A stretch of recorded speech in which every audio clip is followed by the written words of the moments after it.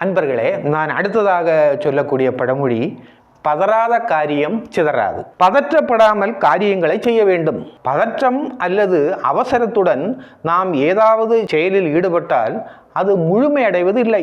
உதாரணமாக, ஓரிடத்துக்கு நாம் போவதாக நினைத்துக் கொள்வோம். 2 நாள் கழித்து நாம் வருகிறோம் என்று நினைத்துக் கொள்ளுங்கள். அந்த 2 நாட்களுக்கு தேவையான துணிமணிகள், உணவு வகைகள், தேவையான பிற பொருட்களை நாம் எடுத்துக்கொண்டு செல்ல வேண்டும்.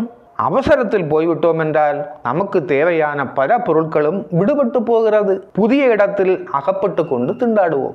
எனவே என்னென்ன வேண்டும் என்பதை முதலிலேயே திட்டமிட்டுக் கொள்ள வேண்டும். சாவதானமாக சிந்தித்து தேவையான எல்லா பொருட்களையும் எடுத்தோமா என்று உற்று பார்க்க வேண்டும்.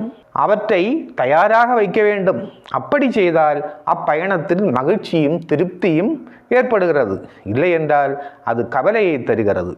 இதுபோலவே எந்த காரியமானாலும் பதற்றப்படாமலும் அவசரப்படாமலும் செய்து முடித்தால் அது செம்மையாக செய்ய முடியும் என்பதை விளக்கவே காலாகாலமாக இந்த பழமொழி சொல்லப்பட்டு வருகிறது.